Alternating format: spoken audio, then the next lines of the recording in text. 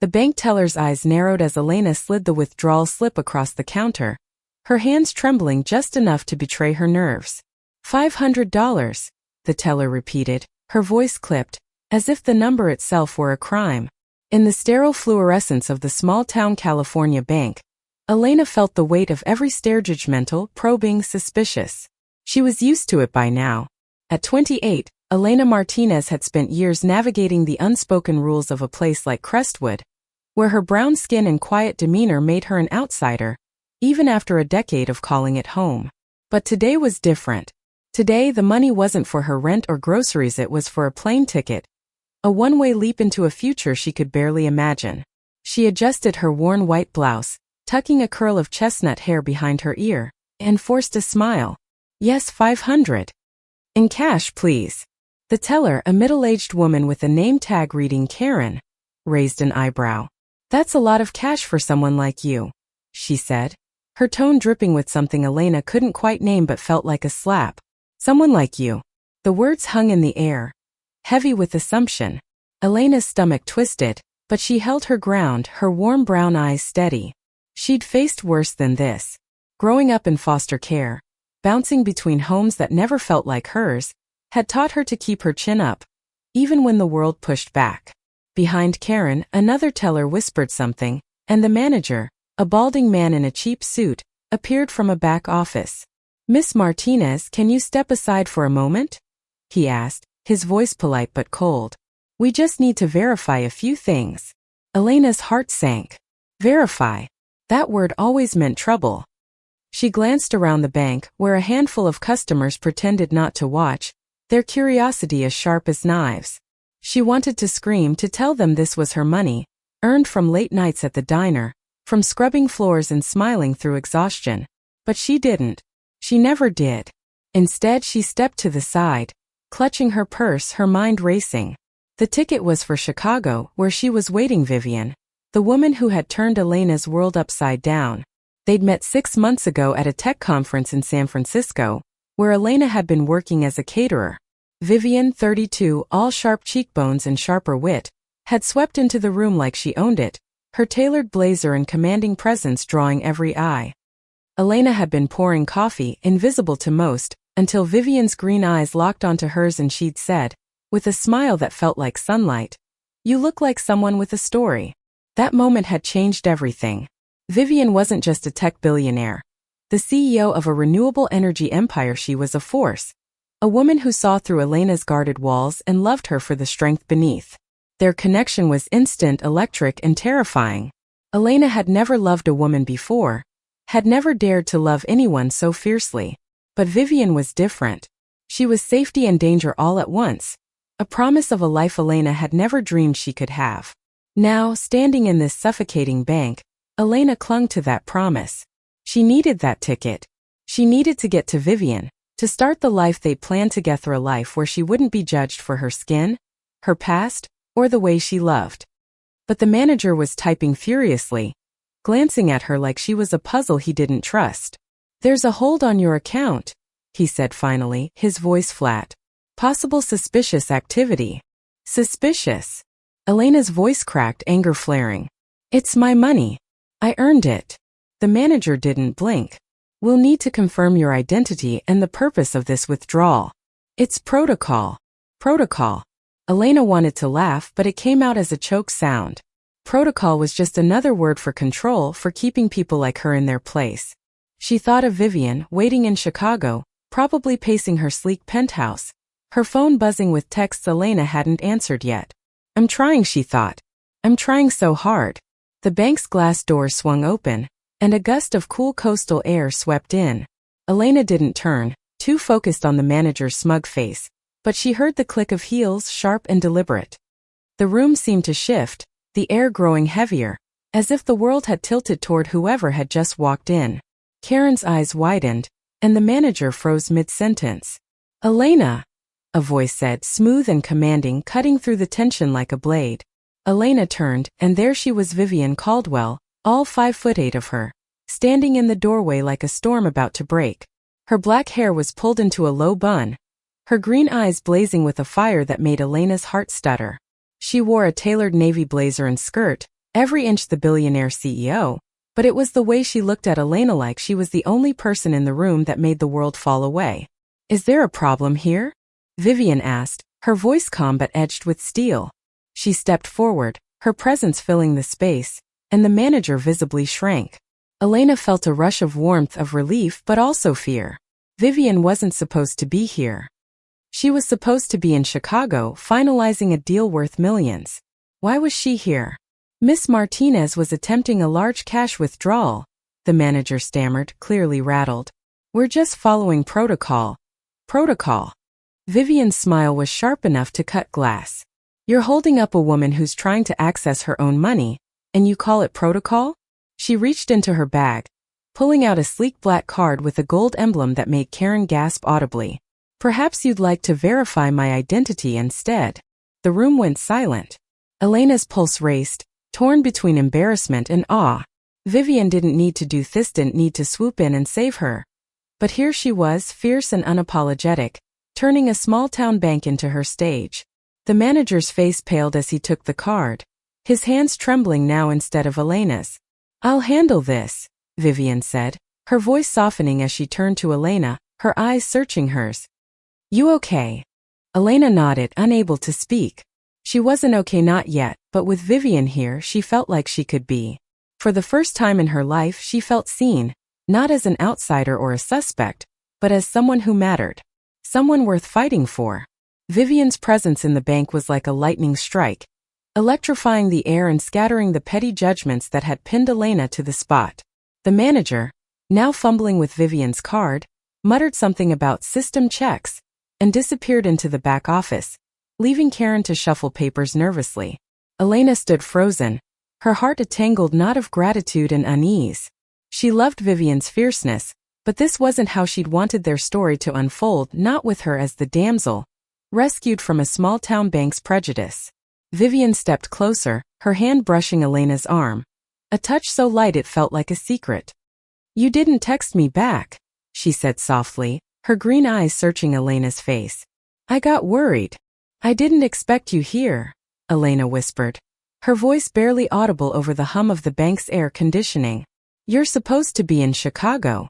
Vivian's lips curved into a half-smile, the kind that always made Elena's knees weak. "Deals can wait." "You can't." She leaned in, her voice dropping to a conspiratorial murmur. "Besides, I had a feeling you might need backup." Elena wanted to laugh, to cry, to pull Vivian into her arms right there in front of everyone. But the weight of the room's eyes held her back. Crestwood wasn't San Francisco.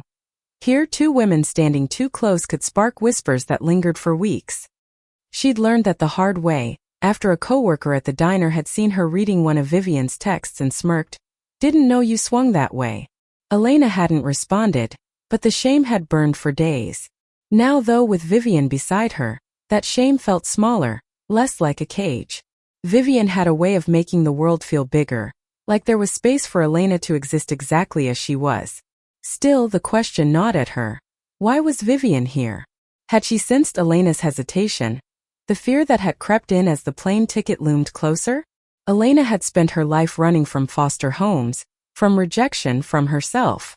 Loving Vivian felt like standing still for the first time, and it terrified her. The manager returned, his face a mix of deference and discomfort. "Miss Caldwell, everything checks out," he said, handing back Vivian's card with exaggerated care. "And Miss Martinez's withdrawal has been approved. We apologize for the inconvenience." Inconvenience? Vivian's tone was ice. "You humiliated her. You questioned her right to her own money because of what, her last name? Her clothes." She gestured at Elena's simple jeans and blouse, then fixed the manager with a stare that could have melted steel. "Do better." Elena's cheeks burned, but not from embarrassment this time. It was pride, fierce and unfamiliar, swelling in her chest. She reached for Vivian's hand, squeezing it briefly, a silent thank you. The manager mumbled another apology, and Karen handed over the cash in a crisp envelope, her hands shaking. Elena tucked it into her purse, her fingers brushing the plane ticket stub she printed at the library. Chicago. Freedom. A life with Vivian. Outside, the coastal wind tugged at their clothes as they stepped onto the sidewalk. The sun was dipping toward the horizon, painting the sky in shades of orange and pink. Vivian stopped, turning to face Elena, her expression softening. "You scared me, you know," she said. "When you didn't answer, I thought maybe." She trailed off, her confidence faltering for the first time. "You thought I'd run," Elena finished, her voice quiet but steady. "I almost did." Vivian's eyes widened, a flicker of hurt crossing her face. "Why?" Elena looked away, toward the ocean, where waves crashed against the rocks below. "Because I'm not like you, Viv. You're a billionaire, a CEO, someone who can walk into a room and make it stop. I'm just me. A foster kid who waits tables and gets side-eyed for wanting $500. She swallowed hard, her throat tight. "What if I'm not enough for you?" Vivian stepped closer, so close Elena could smell her perfume, something expensive, like jasmine and ambition. "Elena," she said, her voice low and fierce, "you are everything. You're the only person who's ever seen me, not my money or my title. You think I care about the bank or this town or what anyone says? I care about you." Elena's eyes stung and she blinked back tears. She wanted to believe it, wanted to let herself fall into Vivian's certainty. But doubt was an old friend, one that whispered lies she'd heard her whole life. "You don't belong. You're not enough." She thought of the foster homes, the families who'd sent her back, the teachers who'd looked past her. Loving Vivian felt like defying all of that, but it also meant risking everything. "I'm scared," Elena admitted, her voice barely above a whisper. "What if we get to Chicago and it all falls apart?" Vivian reached for her hand, her grip firm and warm. "Then we'll figure it out together." "But Elena, I'm not letting you go. Not now, not ever." The words settled into Elena's chest, heavy and bright, like a promise she could hold on to. She nodded, squeezing Vivian's hand back, and for a moment, the world felt possible. They walked toward Vivian's car, a sleek black Tesla that looked absurdly out of place in Crestwood's dusty parking lot, and Elena let herself imagine a future where she wasn't running anymore. But as they drove toward the airport, the weight of Crestwood's judgment lingered. Elena knew this was only the beginning. Leaving meant facing new challenges, Vivian's world of boardrooms and private jets. A place where Elena's past might always trail her like a shadow. Could she really belong there? Could she belong with someone like Vivian? The hum of the airplane engines vibrated through Elena as she stared out the window, the patchwork of California's coast shrinking below. Vivian sat beside her, her hand resting lightly on Elena's knee, a grounding touch amidst the surreal whirl of first-class seats and complimentary champagne. Elena had never flown first class, had barely flown at all, and the luxury felt like a costume she wasn't sure she could wear. "You're quiet," Vivian said, her voice soft but piercing, cutting through the drone of the plane. She tilted her head, her green eyes catching the light, searching Elena's face with that unnerving intensity that always made Elena feel exposed. "Just processing," Elena said, forcing a smile. She didn't know how to explain the storm in her chest, the thrill of leaving Crestwood, the terror of what came next. Chicago was Vivian's world, a city of glass towers and power plays, where Elena's diner uniform and foster kid baggage would stick out like a stain. She fiddled with the edge of her plane ticket, now tucked safely in her pocket, and wondered if she'd made the right choice. Vivian's hand tightened on her knee, warm and steady. "You don't have to do this alone, you know," she said. "Whatever's waiting in Chicago, we face it together." Elena nodded, but the doubt lingered. She thought of the bank, of Karen's sneer and the manager's cold protocol. If a small-town bank could make her feel so small, what would Vivian's world do? Vivian had built an empire, a renewable energy company that powered half the Midwest, and her name was synonymous with power. Elena was nobody, a woman who'd spent her life scraping by, hiding her heart from a world that didn't want it. The flight attendant approached, offering them warm towels, and Elena flinched at the interruption, her nerves still raw. Vivian, ever composed, thanked the attendant with a smile that could charm a room. "She's nervous," Vivian said lightly, nodding toward Elena. "First time in first class." The attendant's smile was warm, but Elena felt the familiar sting of being seen as less. She wanted to shrink, to disappear, but Vivian's hand stayed on her knee, anchoring her. "You belong here," Vivian whispered once the attendant moved on. "You belong with me."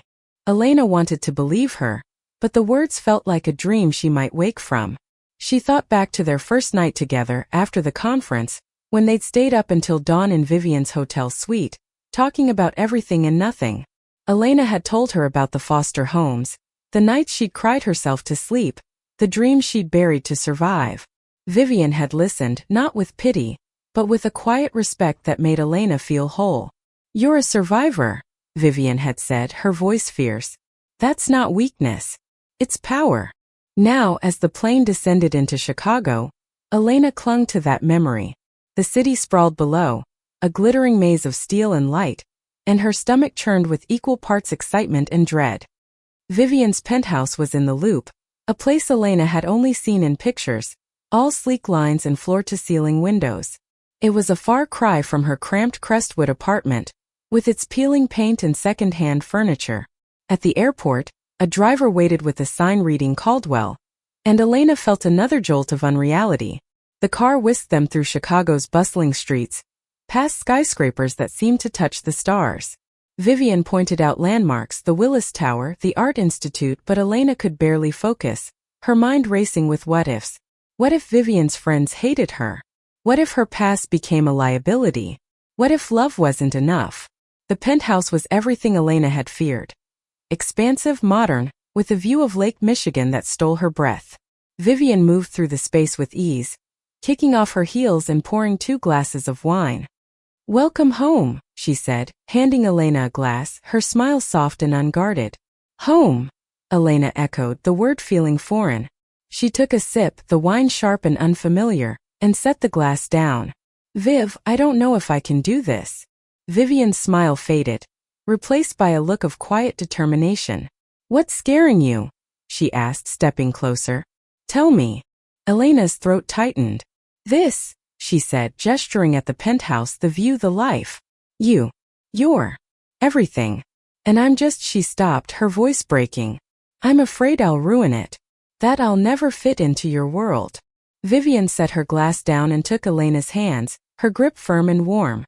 "My world isn't this apartment or my company or my money," she said. "It's you. It's us. I don't need you to fit, I need you to be you."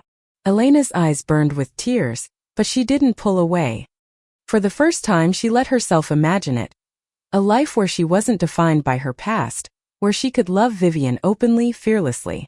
But as they stood there, the city glittering below, a knock at the door shattered the moment.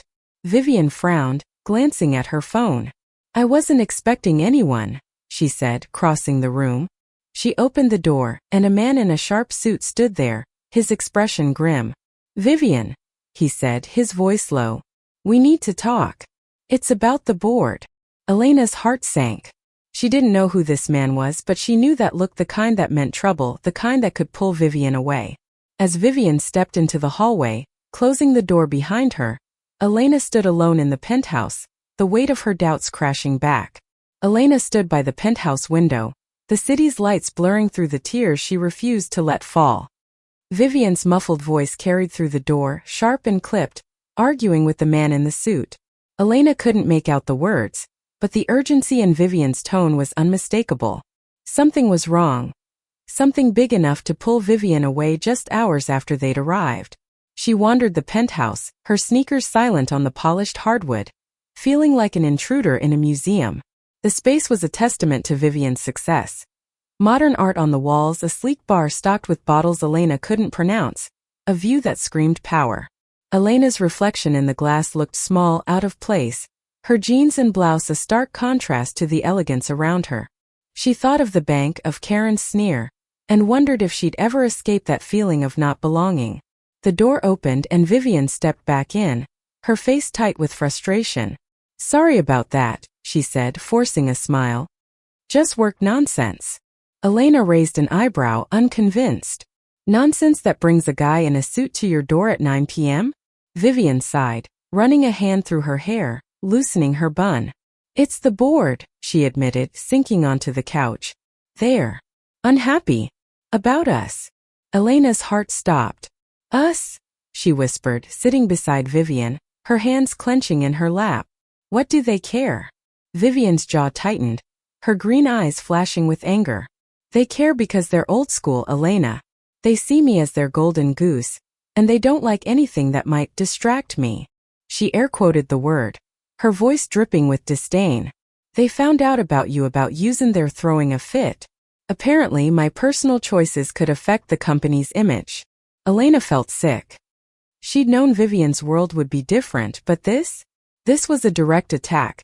A reminder that their love wasn't just personal, it was political, a liability. What did they say? She asked, her voice trembling. Vivian hesitated, then reached for Elena's hand. They want me to keep you a secret, she said quietly, to avoid complications. They think a queer relationship could scare off investors. The word queer hung between them, raw and real. Elena had never said it out loud, had barely let herself think it.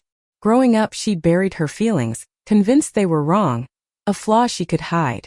Meeting Vivian had unraveled that lie, but now the world was trying to shove it back in her face. Do you care what they think? Elena asked, her voice barely above a whisper. Vivian's eyes blazed. Not a damn bit, she said, her grip tightening. But it's not just about me.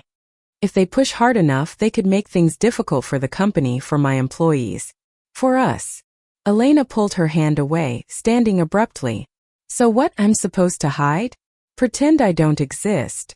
Her voice cracked, years of being invisible foster kid, outsider, nobody surging to the surface.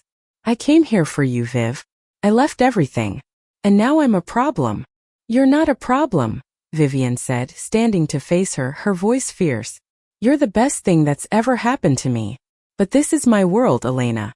It's messy and it's ugly sometimes, and I need you to trust me to handle it. Handle it how? Elena shot back, tears spilling now. By pretending I'm not here? By letting them control us? Vivian stepped closer, her hands cupping Elena's face, her thumbs brushing away tears. No, she said softly. By fighting for us. By showing them they don't get to decide who I love. Elena's breath hitched, her anger dissolving into something softer, more fragile. She leaned into Vivian's touch, closing her eyes. I'm scared, Viv, she admitted. I don't know how to do this, how to be enough for you for this life. You're already enough, Vivian whispered, pulling her close. You're more than enough. They stood there, wrapped in each other as the city hummed outside. For a moment it was just them, two women against the world. Their love a quiet rebellion. But the moment was fleeting. The board's threat loomed, and Elena knew it was only the beginning. Vivian's world wasn't just glamorous. It was ruthless, and Elena was about to learn how far it would go to keep them apart. The next morning, Vivian was gone before Elena woke, leaving a note. Board meeting. Back soon. I love you. Elena spent the day alone in the penthouse, her mind spiraling.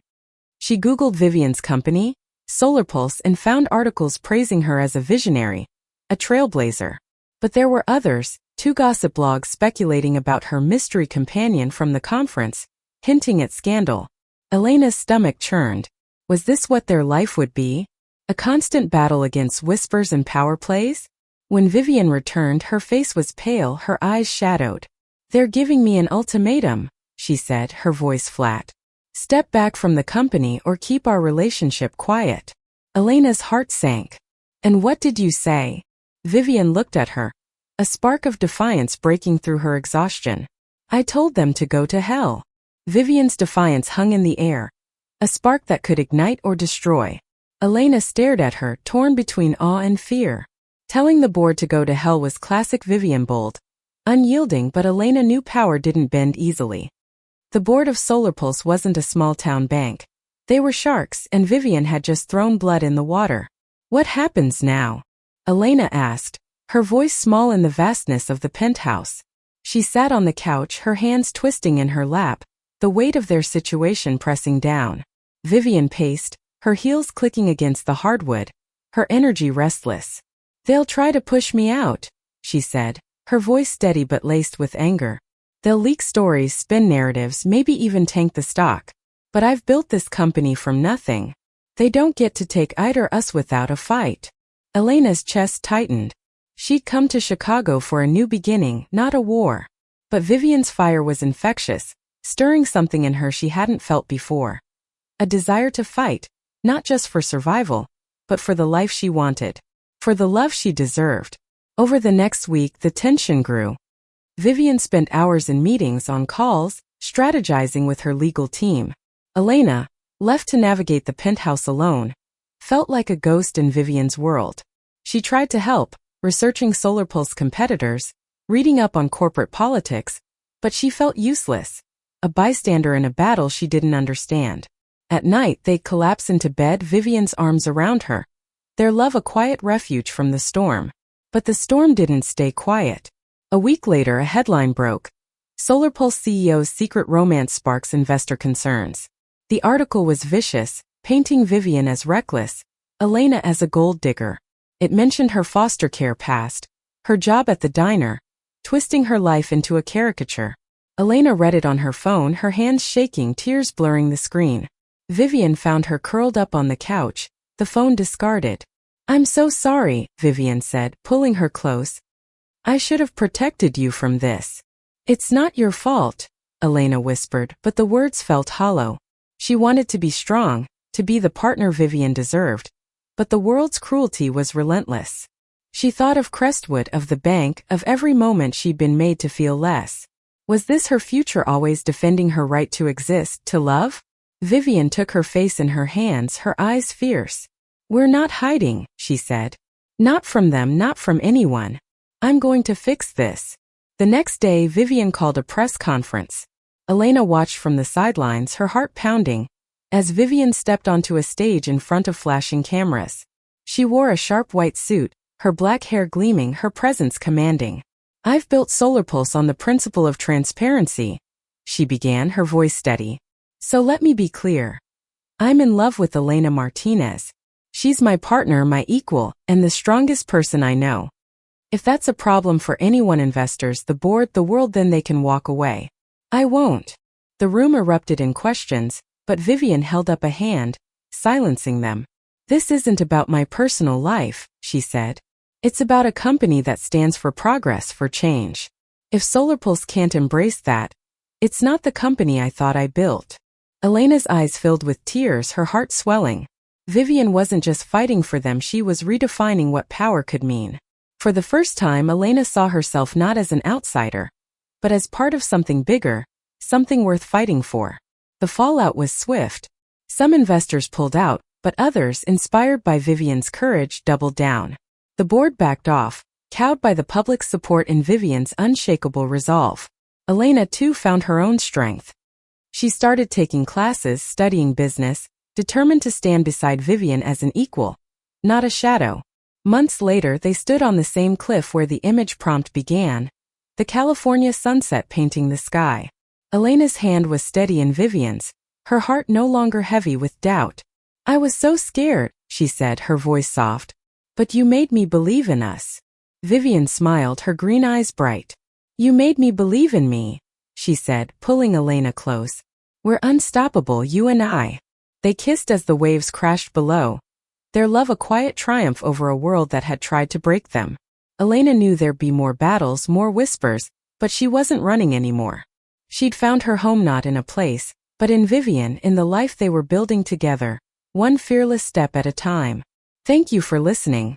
Like and subscribe to get notifications about next videos.